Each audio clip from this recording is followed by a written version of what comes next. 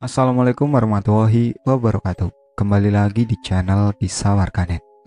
Di kesempatan kali ini, saya akan membacakan sebuah cerita.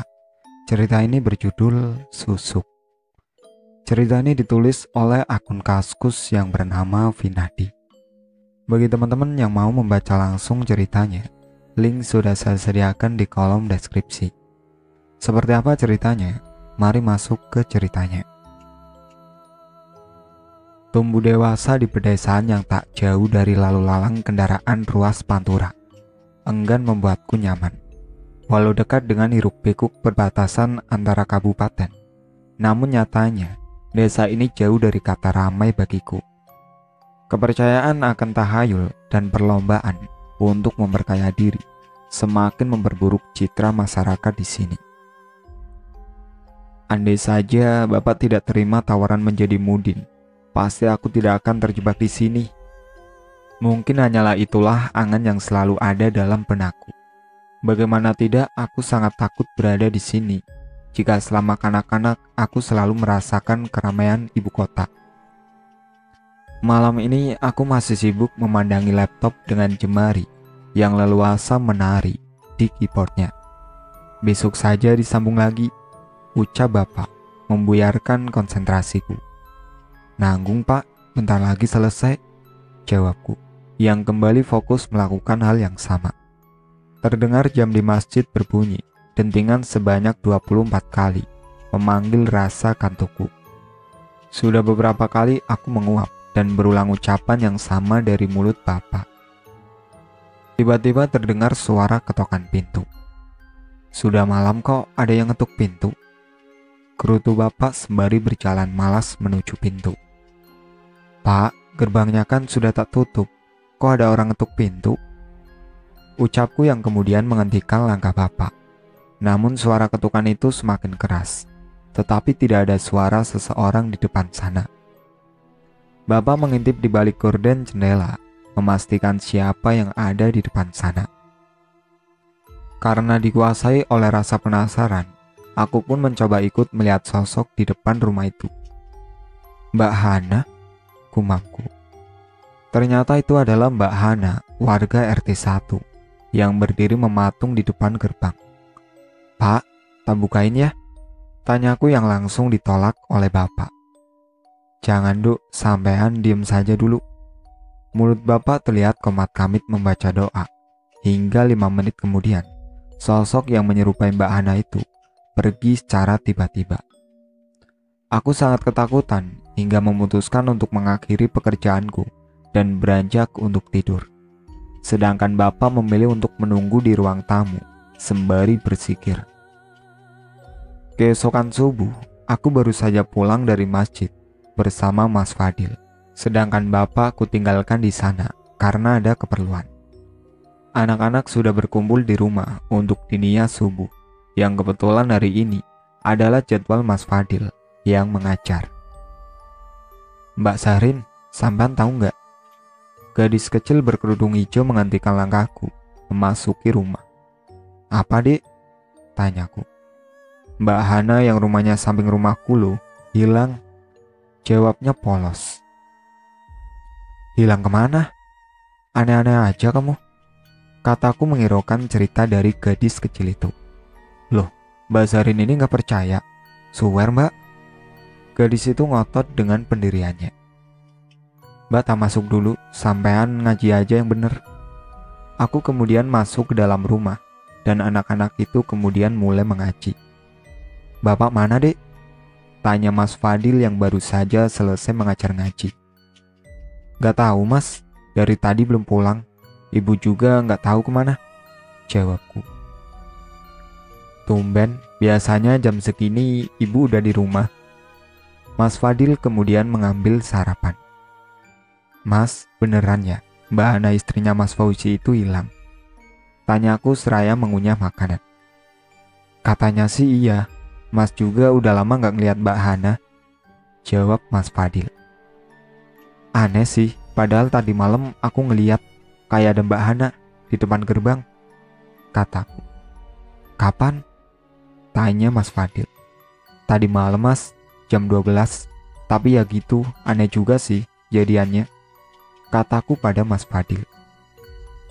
Aneh kenapa? Tanyanya heran.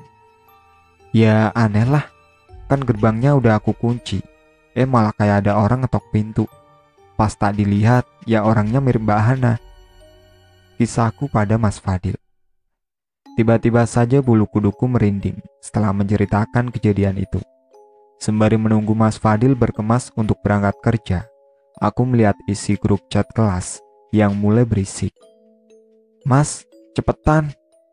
Teriakku pada Mas Fadil yang masih sibuk merapikan seragam kerjanya itu. 5 menit kemudian, keluarlah Mas Fadil, dan aku pun berangkat ke sekolah. Di pertengahan jalan menuju Kapura Desa, Mas Fadil melihat banyak orang berkerumun di sawah salah satu warga, dan ia pun menghentikan motornya. Mas, kok berhenti sih? Nanti aku telat. Gerutuku. Kemudian Mas Fadil menyuruhku untuk turun dari motor. Itu kenapa kok rame-rame? Mas Fadil mendekati kerumunan orang itu. Aku kemudian mengikutinya dengan muka masam, karena aku takut telat sampai di sekolah. Ada apa, Pak? Tanya Mas Fadil pada Pak Burhan, pemilik sawah itu. Anu, Dil, ini ada mayat, tapi wajahnya sudah gak bisa dikenali lagi. Jawab Pak Burhan sembari menutup hidungnya karena tercium bau busuk yang menyengat dari mayat tersebut. Mas Fadil kemudian menelpon Bapak dan meminta agar Bapak segera datang ke tempat ini secepatnya. Karena aku terus mengeluh untuk diantar ke sekolah, dengan terpaksa Mas Fadil mengantarkanku, bahkan sampai ke depan gerbang sekolah. Biasanya aku hanya diantar sampai perempatan kecamatan untuk naik angkot, tapi Mas Fadil malah mengantarkanku sampai sekolah. Sepulang sekolah, aku mulai membahas tentang mayat seseorang di sawah Pak Burhan. Bu, tadi pagi itu jenazahnya siapa ya yang ditemukan warga? Tanyaku pada ibu. Hanan, Duk, kasihan dia. Tadi pagi kabarnya hilang. Malah ketemunya udah jadi jenazah, ujar ibu. Katanya udah seminggu ya Bu hilangnya. Aku kepo. Iya, udah semingguan. Makanya mayatnya sampai gak bisa dikenali, jawab ibu. Kok bisa ya Bu baru ketemu sekarang kalau almarhumah udah meninggal seminggu yang lalu? Aku masih mencari informasi kematian misterius Mbak Hana dari ibu. Katanya sih dibawa makhluk halus gitu loh, Duk. Tapi ya ndak usah dipercaya omongan orang. Mungkin mayatnya Mbak Hana ketutupan lumpur sawah, jadi nggak kelihatan. Wong ketemunya pas Pak Burhan lagi nyangkul. Ibu memintaku agar tidak mempercayai omongan orang lain akan fitnah tentang Mbak Hana. Apa gara-gara Mbak Hana pakai susuk itu ya Bu? Makanya mayatnya nggak kelihatan. Kan kabarnya almarhum pas masa hidupnya dulu pakai susuk. Tanyaku pada ibu yang mulai cengah. Astagfirullahaladzim, sampan gak boleh gitu, Duk. Dosa lo fitnah orang yang sudah meninggal. Sampan doakan saja, semoga amal ibadah Mbak Hana diterima di sisi Allah, kata ibu. Kemudian ia beranjak sholat asar. Jam 8 malam, aku melihat Bapak sedang sibuk membantu mengurusi masalah kematian Mbak Hana. Mas, kasihan ya Mbak Hana, kataku. Makanya Dek, selama di dunia gak usah aneh-aneh. Yang beriman sama Allah saja udah cukup, sahut Mas Fadil. Emangnya Mbak Hana gak beriman gitu? Wong tak lihat sholatnya aja rajin banget. Aku memberikan opini tentang masa hidup Mbak Hana. Ya hati orang siapa yang tahu. Makanya sampean hati-hati aja. Jangan sampai terlena nafsu duniawi. Cinta sama yang pencipta itu yang abadi. Gak usah sampai masang apa-apa di tubuh, biar dicintai sama sesama manusia. Mas Fadil mulai menceramaiku. Ya elah Mas, gak mungkin juga aku ngelakuin kayak gitu. Sampean juga gak boleh suzon sama orang kalau belum tahu kebenarannya. Wong itu cuma kabar-kabarnya aja kok. Kalau Mbak Hana pakai susuk, jawabku memarahi Mas Fadil agar tidak suzon dengan Mbak Hana. Ibu kemana Pak? Kataku pada Bapak yang sedang mengistirahatkan diri di depan TV. Ibumu pergi sebentar, rombongan jenguk orang yang sakit, Itu ada bakso, sampan makan saja. Bapak puasa, jawab bapak. Pak, kasusnya Mbak Hana jadi gimana? Tanyaku sembari memakan bakso yang dibelikan bapak. Kalau bapak sih lihatnya itu pembunuhan, Dok. Karena pas lihat jenazahnya itu kayak ada bekas luka. Tapi pas diotopsi katanya murni kecelakaan terpleset di sawah. Jawab bapak yang tumben merespon pertanyaanku tentang kematian seseorang. Lah, bekas lukanya hilang gitu, Pak. Aneh banget. Aku meragukan hasil autopsi jenazah Mbak Hana. Awalnya bapak nggak percaya, tapi pas tak lihat lagi badannya bersih gitu, kayak nggak ada bekas lukanya. Ujar bapak. Kok bisa sih, Pak? Apa bekas lukanya itu tempat susuknya almarhumah dulu ya, Pak? Pertanyaanku ini membuat bapak terlihat malas meladeninya. Samban jangan sembarangan kalau ngomong. Wong Mbak Hana itu nggak pernah kelihatan pakai susuk kok. Orang kalau pakai yang begituan itu kelihatan, Duk. Dari wajahnya aja udah kelihatan dia pakai susuk apa enggak. Bapak menasihatiku. Tapi kata orang-orang gitu, Pak. Aku ngotot pada pendirianku. Wes, jangan diomongin lagi. Kasihan orangnya. Bapak memintaku untuk berhenti membahas tentang Mbak Hana. Beberapa jam kemudian, datanglah ibu dari rumah sakit. Assalamualaikum, ucap ibu memberi salam. Waalaikumsalam. Habis jenguk siapa, Bu? Sautku walaupun ibu belum masuk ke dalam rumah. Anaknya Mbak Hana, Duk. Kaget katanya sampai demam tinggi. Jawab ibu dengan sabarnya.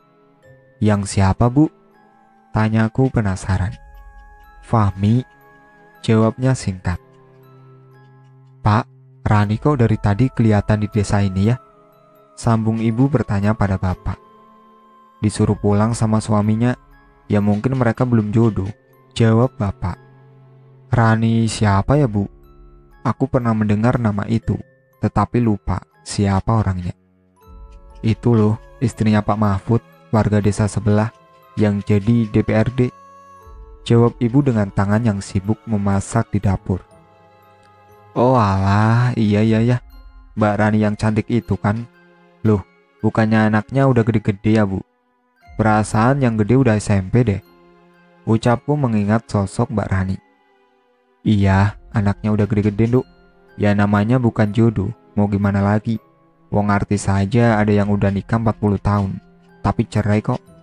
Mudah-mudahan saja keluarga kita dijauhkan dari perkara yang dilaknat Allah seperti itu. Ibu menasihatiku dengan bijaknya. Aku hanya tersenyum. Jam 10 malam. Mau kemana, Dek? Tanya Mas Fadil saat aku beranjak dari tempat dudukku. Bikin kopi, Mas, biar gak ngantuk, jawabku. Bikinin buat Mas juga ya, teriaknya. Iya, balasku. Aku pun mulai menyalakan kompor, tetapi anehnya, kompor itu tidak mau menyala, walau sudah ku coba beberapa kali, tapi hasilnya tetap sama. Bu, ini gasnya habis ya? Aku bertanya pada ibu yang masih setia dengan tontonan dangdutnya. Enggak, tadi baru ibu ganti tabungnya. Coba aja lagi. Jawabnya tanpa menatapku. Saat aku sibuk menyalakan kompor, tiba-tiba saja bulu kudukku mulai berdiri, dan hawa dingin kini terasa meraba kulit. Aku melihat sosok wanita berdiri memandangiku dengan wajah pucat pasi dan tatapan nanar. Aku berusaha menjerit, tapi tidak bisa. Mulutku mencoba melafalkan ayat kursi, tetapi selalu terulang di kata yang sama. Allahu la ilaha wal hayyul qayyum. Kata-kata itu selalu terulang kembali, meskipun aku mencoba membenarkannya, hingga akhirnya aku berhasil membacanya dengan lancar. Ketika aku pasrah dan menutup mataku, kemudian saat aku membukanya, sosok itu menghilang tak berbekas. Ibu, teriakku kemudian berlari memeluk ibu, dan bapak mengerti kenapa aku ketakutan seperti ini. Ia pun membaca bacaan agar arwah Mbak Hana tidak menggangguku lagi. Kenapa sampean, Dek? Mas Fadil panik. Aku hanya gemetar memeluk ibu dengan keringat dingin yang mulai berjatuhan. Seminggu setelah kejadian didatangi arwah Mbak Hana, membuatku semakin penasaran apa yang terjadi sebenarnya di balik semua ini. Apakah Mbak Hana mau menyampaikan sesuatu atau hanya sekedar menyapa dengan cara yang salah? Dek, mau dibeliin apa? Mas Fadil menawariku apa yang aku inginkan. Martabak asinnya mas, tapi yang jumbo. Jawabku sumringah karena Mas Fadil selalu perhatian kalau aku sedang sakit kayak gini. Iya, gumamnya. Sampean di rumah sendirian berani kan? Bentar lagi ibu pulang kok. Sambungnya sebelum pergi. Beranilah mas, kan aku di ruang tamu. Udah pergi dulu sana, keburu habis martabaknya. Soalnya ini hari Minggu. Jawabku dan mendorong Mas Fadil keluar rumah. Oke. Ia pun menstarter motornya dan pergi. Aku kembali ke dalam rumah dan bermain ponsel di ruang tamu. Assalamualaikum. Seorang wanita yang tidak asing berdiri di depan pintu. Waalaikumsalam. Oh Mbak Rani, cari siapa ya Mbak? Tanya aku menghampiri Mbak Rani. Bapaknya ada Dik. Tanyanya seraya mengamati rumah. Kebetulan bapak belum pulang ajar Mbak. Sampan ada perlu apa ya? Nanti tak sampaikan, kataku. Tiba-tiba datanglah ibu dari rumah emak. Mbak Rani, ada perlu apa ya? Tanya ibu. Kebetulan ada sampean, ini mau tanya sesuatu. Jawab Mbak Rani lalu ia persilakan masuk oleh ibu. Duk, ambilin minuman di kulkas. Ibu meminta aku mengambil minuman di kulkas. Nggak usah repot-repot bu. Mbak Rani menolaknya. Nggak apa-apa Mbak Rani. Tamu itu wajib dijamu. Sahutku sembari mengambilkan 2 botol teh di kulkas. Kemudian aku memilih duduk di teras. Entah apa yang kedua wanita itu bicarakan, tapi tampaknya mereka sangat serius. Setelah 20 menit mengobrol, akhirnya Mbak Rani berpamitan pulang dan menyampaikan pesan agar ibuku mau membantunya, dan ibu hanya menjawab dengan ucapan insya Allah. Aku tidak berani bertanya kepada ibu tentang tujuan Mbak Rani datang ke rumah ini. Selepas sisa, bapak merundingkan sesuatu dengan ibu di ruang tengah. Yang aku dengar ibu bertanya kepada bapak, apakah laki-laki yang ditinggal mati istrinya juga memiliki masa idah sebelum menikah lagi dengan wanita lain. Setelah itu aku memilih pergi ke teras rumah untuk menyejukkan badan. Mbak Sarin, katanya sakit ya? Seorang wanita parubaya menyapaku ketika ia berjalan melewati rumahku. Alhamdulillah bu, udah sembuh. Jawabku seraya menyunggingkan senyum. Benar gak sih, katanya sampean sawanen gara-gara ngelihat hantunya si anak. Mulailah orang ini bergosip. Enggak kok bu, emang kecapean aja. Kemarin di sekolah banyak kegiatan. Jawabku menolak pendapat orang itu. Oh alah, tak kirain gara-gara ngelihat hantunya Hana. Emang sekarang si Hana itu jadi hantu Mbak Sarin? Ya gara-gara pakai susuk pas masih hidup dulu. Ya udah ya Mbak, aku mau pulang dulu. Ibu-ibu si tukang gosip itu pun akhirnya lenyap dari hadapanku. Karena hawa di teras mulai berbeda, aku pun segera masuk ke dalam rumah dan memutuskan untuk tidur. Bu, kok Mbak Rani gitu banget ya? Keluhku pada ibu yang membuatnya bingung. Kenapa sih Dok? Tanyanya dengan muka penuh tanya. Gak kasihan gitu sama Mbak Hana, kan kuburannya belum kering. Tapi si Mbak Rani udah ngajak suaminya Mbak Hana berduaan mulu. Jawabku dengan penuh kekesalan. Astagfirullahaladzim, jangan fitnah orang sembarangan sampean Dok. Ibu memperingatkanku agar tidak seuzon terhadap Mbak Rani. Ibu dibilangin gak percaya. Tadi pas aku pulang sekolah, aku ngeliat itu Mbak Rani sama suaminya Mbak Hana lagi berduaan di sawah. Mau aku teriakin tapi gimana ya bu? Sepi banget gak ada orang. Jelasku agar ibu percaya. Ya Allah, mungkin sampean salah lihat Dok. Ibu masih tidak mempercayaiku. Bu, sampean itu ya kalau aku ngomong gak pernah percaya. Aku ini berani sumpah bu. Aku tetap ngotot. Wes, nanti tak omongin sama bapak tentang yang barusan sampean bilang ke ibu. Sekarang cepetan mandi, sholat, terus ngaji sana. Ibu menyuruhku agar segera melaksanakan tugasku. Aku pun menuruti kata ibu. Setelah mengaji, bapak menginterogasiku di rumah. Nduk, samban sekarang sudah tahu mana yang benar dan salah. Samban juga harus bicara jujur. Jangan sampai jadi fitnah buat orang lain. Kata bapak dengan wajah serius. Di ruangan ini ada ibu, bapak, dan juga Mas Fadil yang mau mendengar kesaksianku. Ya udah, kayak sidang tindak pidana aja. Tapi ini aku beneran hadir dan ngomong jujur, bukan pura-pura sakit. Apalagi sampai nabrakin mobil ke tiang listrik yang lagi nongkrong, tapi sampai bikin gegar otak. Iya pak, aku berani ngomong jujur sesuai dengan apa yang aku lihat, jawabku dengan lantang. Bener sampean tadi ngeliat suaminya Mbak Hana sama Mbak Rani di sawah? Tanya bapak. Iya pak, beneran.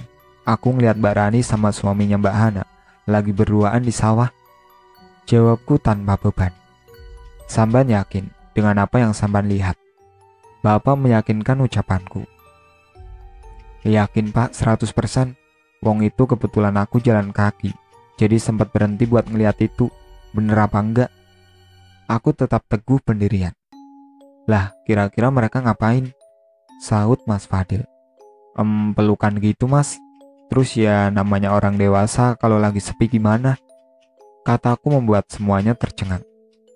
Terus sampai lihat, bapak mulai khawatir. Cuma sekilas pak, terus aku sembunyi. Habis itu lari pulang. Jawabku yang membuat mereka lega, karena takut aku dewasa belum waktunya. Ya sudah, bapak coba cari informasi lagi. Kalau beneran mereka bersinah, ya bapak akan diskusi dengan kepala desa. Bagaimana baiknya? Bapak mengakhiri sidang singkat ini, karena beliau buru-buru ke masjid, karena akan memasuki waktu maghrib. 2 minggu kemudian, kabar tentang Mbak Rani dan suami Mbak Hana semakin meresahkan warga, terutama kisah arwah gentayangan Mbak Hana yang menjadi momok menakutkan di desa akhir-akhir ini. Pak, mendingan si Barok sama Rani itu diusir saja dari desa, bikin sial aja. Seorang warga menyampaikan aspirasinya ketika berkumpul di rumah Pak Kepala Desa. Coba kita minta mereka untuk menikah saja. Bagaimana? Biar mereka lebih tenang. Pak Kepala Desa mencoba menyampaikan idenya. Pokoknya jangan sampai 2 orang itu menikah di sini, sahut salah satu warga. Aku yang kebetulan berada di sana hanya bisa mengikuti jalannya proses diskusi tanpa bisa menyampaikan aspirasi. Sekarang kita datangi saja rumahnya, usul salah satu warga. Bagaimana mau didatangi, wong orangnya saja sudah minggat kok, celetuk istri sekretaris desa yang membuat semua orang terdiam dan menunggu tindakan dari kepala desa. Bagaimana kalau kita tunggu saja sampai orangnya datang, baru diarak rame-rame? Kalau begini siapa yang mau diadili? Ujar Pak Lurah yang akhirnya mendapat persetujuan warga. Kemudian diskusi ini berakhir dan warga pulang ke rumah masing-masing. 3 hari kemudian, mertua dari Mas Barok yaitu Bu Salma mendatangi rumahku sembari menangis meraung-raung.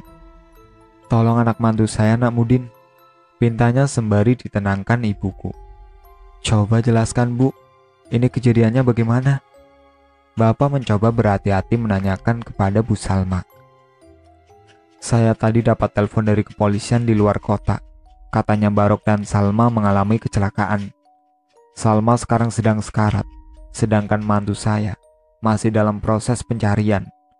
Sampan tolong bantu temukan mantu saya si Barok. Kasihan anak-anaknya. Bu Salma menjawab dengan sesenggukan. Saya coba usahakannya bu. Sekarang saya minta di mana lokasi kejadiannya. Bapak meminta Bu Salma memberitahu tempat hilangnya Mas Barok. Di air terjun Nyusep daerah Taman nak. Saya minta tolong beneran ya nak. Tolong demi anak-anaknya Hana. Bu Salma meminta tolong kepada bapak sambil mencium tangan bapak yang langsung ditepisnya, karena Bu Salma tidak perlu melakukan itu. Baiklah, sekarang saya dan Pak Kades berangkat ke sana. Nanti saya juga mau minta tolong teman saya di sana buat bantu pencarian ini. Bu Salma, saya mohon untuk tetap berdoa, minta sama Allah agar pencarian ini lancar. Pinta Bapak. Kemudian beliau langsung pergi menuju TKP, ditemani Mas Fadil dan Pak Sekdes, juga Pak Kades, dengan naik mobil milik Pak Kades. Tetapi sebelum berangkat, ia mengambil sesuatu di Pendusu, tempat peralatan jenazah, samping balai desa. Sementara kami yang berada di rumah, sama-sama berdoa, meminta agar diberikan kelancaran dalam pencarian jenazah Mas Barok. Pukul 9 malam, ada 2 mobil ambulan masuk ke desa. Semua warga menyambut dengan penasaran. Satu mobil berhenti di rumah Mas Barok, dan satunya lagi berhenti di rumah Mbak Rani. Karena aku sedang bersama teman-temanku waktu itu, maka aku memutuskan untuk melihat keadaan Mbak Rani. Terdengar dari jauh suara Mbak Rani yang berteriak meronta-ronta, seperti orang kesetanan. Walau sebenarnya aku takut, tetapi rasa penasaranku mengalahkan segalanya. Wah, panas tanganku. Jangan dicabut. Sakit. Gusti, tobat. Jangan. Kurang lebih seperti itulah kata-kata yang keluar dari mulut Mbak Rani, dengan badan yang terus menggelincang, seperti orang kerasukan. Adik-adik, tolong pulang ya. Kasihan Mbak Rani. Adik dari Mbak Rani meminta agar kami pulang saja, supaya tidak mengganggu mental Mbak Rani. Kami pun akhirnya pulang ke rumah masing-masing. Keesokan harinya aku bertanya kepada Mas Fadil tentang pencarian jenazah Mas Barok. Mas, ketemunya kapan? Tanyaku. Habis maghrib, Dek. Padahal itu gelap, tapi berkat bantuan Allah, semuanya jadi lancar. Jawab Mas Fadil. Gimana caranya, Mas? Kok bisa ketemu? Aku masih kepo. Jadi kemarin Pak Kades bawa kain kafan dari sini. Lepas nyampe sana, Bapak yang minta penjaga daerah tersebut, kayak juru kunci gitu loh, Dek, buat mancing jenazah Mas Barok. Akhirnya setelah selesai dibacain Yasin, jenazah Mas Barok nyangkut di kafan itu.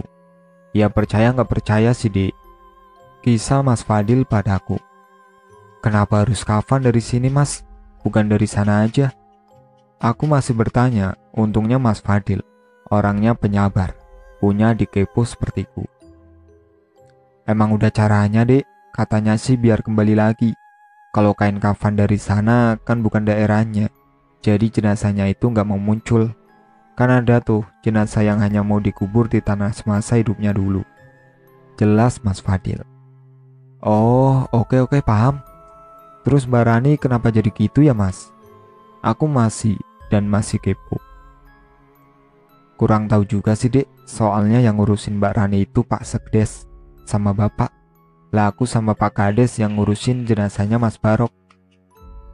Jawabnya lalu ia pergi mencuci metik kesayangannya itu. Nduk, nanti anterin ibu jenguk Mbak Rani ya. Pinta ibu yang baru saja selesai memasak. Oh iya ya. Sekarang aja gimana, Bu? Mumpung motornya Bapak ada di rumah. Tawarku yang langsung disetujui ibu. Ia pun langsung merapikan diri dan kita pergi ke rumah Mbak Rani. Di sana terlihat keluarganya yang sedang bersedih meratapi nasib Mbak Rani yang tubuhnya diikat tali agar tidak membahayakan dirinya dan orang lain. Pipiku, jangan dipegang, jangan dicabut. Sakit, Bu. Pergi sana, apa lihat-lihat. Mbok pikir lucu. Jerit Mbak Rani dengan tubuhnya yang tidak bisa diam. Maafkan Rani ya Bu Mudin, kalau misalnya Rani ada salah sama sampean. Ibunda dari Mbak Rani tidak hentinya meneteskan air mata. Iya Bu, semua warga di sini juga sudah memaafkan Rani. Samban mohon ampun juga pada Allah atas kesalahan Rani dulu. Ibu memberikan sarannya kepada ibunda dari Mbak Rani. Cerita Mbak Rani membuatku takut berlama-lama di rumah ini, hingga aku meminta pada ibu untuk pulang. Walaupun harus menunggu lama, karena ibu suka ngobrol, aku akhirnya bisa kembali ke rumah. 3 bulan sudah Mbak Rani menanggung siksa dari segala perbuatannya di dunia dulu. Bukan hanya keluarga dari Mbak Rani yang resah, tetapi warga desa yang akan berangkat ke masjid pun selalu merinding dengan suara jeritan Mbak Rani yang sangat memekakan telinga itu. Tetangga di samping kanan dan kirinya mulai mengeluh karena tidak tahan setiap hari selalu mendengar racauan Mbak Rani. Dua cowok berboncengan dengan motor bebek berhenti di depan rumahku, dan aku melihat Mas Johan, adik Mbak Rani, turun dan menghampiriku dengan wajah cemas. "Bapaknya Adarin," ucapnya. "Wah, kebetulan bapak lagi ngajar di madrasah, Mas," kataku. "Oh, di madrasah ya? Oke, makasih ya." Mas Johan langsung mengajak Mas Gani menemui bapak di madrasah. Mungkin mereka mau meminta bapak untuk mengobati Mbak Rani lagi, karena 2 bulan yang lalu bapak juga berusaha mengobati Mbak Rani, tetapi ia tidak kuat melawan sesuatu di dalam tubuh Mbak Rani yang lebih kuat dari perkiraannya. 2 jam kemudian bapak datang ke rumah bersama sepasang suami istri yang tidak asing bagiku, namun aku lupa siapa namanya. Mereka terlihat tergesa-gesa dan di depan rumah ada Mas Johan beserta Mas Gani yang menunggu bapak. Awalnya bapak melarangku untuk ikut, tapi karena aku terus merengek, aku pun diizinkan ikut, tetapi harus bersama ibu. Kemudian kita semua pergi ke rumah Mbak Rani. Lelaki bersorban merah putih kotak-kotak itu memberi salam kepada Mbak Rani, yang langsung dijawab dengan jin yang berada di dalam tubuh Mbak Rani. "Kenapa? Siapa yang menyuruhmu ke sini? Pulang, pulang." Mbak Rani mengusir lelaki itu, kemudian tertawa terbahak-bahak. Lelaki itu hanya membacakan doa untuk Mbak Rani. Tubuh Mbak Rani menggelincat hebat. Dia berteriak meracau tak karuan. Segala nama binatang disebutnya, bahkan lelaki itu dipanggilnya dengan sebutan kotor. Tiba-tiba si lelaki ini meminta keluarga Mbak Rani untuk mengambil segenggam tanah dari kuburan seseorang yang bernama Hana, namun harus tanah yang berada di atas kepalanya. Tanpa pikir panjang, Mas Johan langsung tancap gas pergi mengambil tanah itu, sedangkan 2 keluarganya yang lain membeli bunga yang entah untuk apa. Beberapa menit kemudian datanglah Mas Johan dengan tanah di kuburan Mbak Hana. Lalu dimasukkanlah tanah itu ke dalam rendaman air dari bunga yang sudah dibeli. Tanah itu pun dibuatnya menjadi lulur untuk dibalurkan ke tubuh Mbak Rani, yang dalam hal ini dilakukan oleh istri lelaki itu, sedangkan si lelaki terus membacakan doa. Walaupun agak susah karena Mbak Rani terus memberontak, tanah itu pun selesai dibalurkan seluruhnya tanpa tersisa, hingga akhirnya Mbak Rani terlelap, namun masih tetap bernafas. Lelaki itu beristirahat sejenak untuk mendiskusikan masalah ini dengan bapak dan istrinya. "Ini sulit sekali, yang tertanam di tubuhnya tidak berani untuk aku ambil, karena aku belum mendapat persetujuan dari wanita ini," kata lelaki itu dengan nafas yang terengah. "Kita tunggu saja sampai si wanita ini bangun untuk menanyakan apakah ia bersedia jika yang sudah ditanamnya dicabut dari tubuhnya," sahut sang istri. Setelah lama menunggu, Mbak Rani terlihat seperti orang yang sedang menghadapi sakaratul maut. Nafasnya tak beraturan, seperti orang yang terkena asma. "Ya wanita muda, sedihkah engkau jika susuk yang ada di tubuhmu ini dilepas?" tanya sang istri. Iya," jawab Mbak Rani dengan sangat kesakitan. Terlihat anak dan mantan suami Mbak Rani menangis melihat keadaan Mbak Rani.